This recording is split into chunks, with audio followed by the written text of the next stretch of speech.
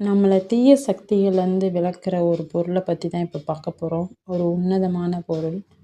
வாங்க வீடியோக்குள்ளே போகலாம். நம் வாழ்க்கையில் இருக்கும் தீராத வினைகளையும் மன பயத்தையும் நீக்கி முகத்தில் ஒரு பொலிவை தரும் ஒரு சக்தி வாய்ந்த மருந்து எது தெரியுமா? அதுதான் திருநீர். வெறும் சாம்பல் என்று நாம் நினைக்கும் இந்த விபூதிக்கு பின்னால் இருக்கும் ரகசியம் என்ன? சைவ சமயத்தின் உயிர் நாடியாக விளங்கும் இந்த திருநீற்றை போற்றி திருஞான சம்பந்தர் அருளிய திருநீற்று பதிகம் நம்மை தீய சக்திகளிடமிருந்து காக்கும் ஒரு கவசமாகும்.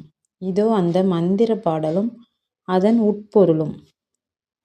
மந்திரமாவது நீரு, வானவர் மேலது நீரு, சுந்தரமாவது நீரு, துதிக்கப்படுவது நீரு, தந்திரமாவது நீரு, சமயத்தில் உள்ளது நீரு, செந்துவர் வாயுமை பங்கன் திரு ஆலவாயான் திருநீரே.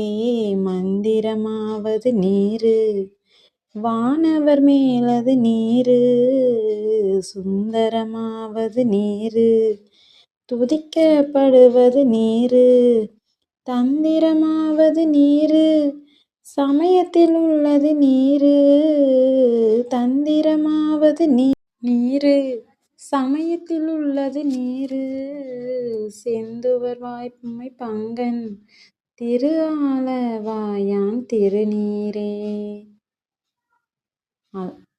இந்த புனிதமான திருநீரு சொல்லப்படும் அனைத்து மந்திரங்களுக்கும் மேலானது.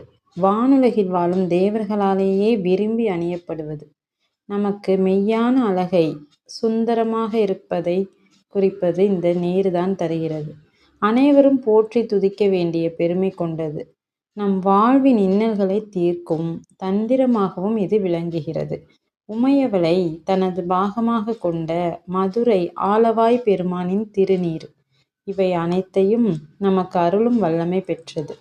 இந்த திருநீற்றை நெற்றியில் அணியும் போது நம் எதிர்மறை எண்ணங்கள் மறைந்து இறைவனின் அருள் கிட்டும். இந்த வீடியோ உங்களுக்கு பிடித்திருந்தால் அரோகரா என்று கமெண்ட் செய்யுங்கள். மற்றவர்களுக்கும் பகிருங்கள். ஓம் நமச்சிவாய. சாதாரணமாகவே நம்ம வீட்டில் பெரியவங்க சொல்லுவாங்க இல்லையா, தலைவலிக்குது அப்படின்னு சொன்னால் அந்த திருநீரை எடுத்து நல்லா நெத்தியில் பட்டை போடுமா சரியாக போயிடும் அப்படிம்பாங்க. அந்த மாதிரி மருத்துவ குணங்களும் நிறையா நம்ம இந்த திருநீரில் இருக்குது.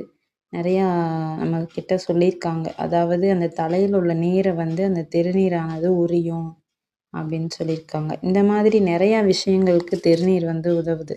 நம்ம பக்தியாகவும் யூஸ் பண்ணிக்கலாம், சயின்டிஃபிக் ரீதியாகவும் யூஸ் பண்ணிக்கலாம், மருத்துவமாகவும் யூஸ் பண்ணிக்கலாம். அதான் மருந்தாவது நீருன்னு சொல்லி போட்டிருக்காங்க. அதனால் திருநீரை கோவில்களில் சில பேர் அங்கங்கே போட்டுட்டு வந்துடுறாங்க. அந்த மாதிரி போடாமல் அதுக்குரிய ஒரு அந்த கிண்ணத்தில் போட்டுட்டு, இல்லையா பேப்பரில் மடித்து கொண்டு வந்துடலாம். அந்த மாதிரி நிறையா திருநீரை வீணாக்காமல் திருநீரோட மகத்துவத்தை புரிஞ்சு திருநீர் போட்டுக்கோங்க, பூசிக்கோங்க. ஓகே, நன்றி.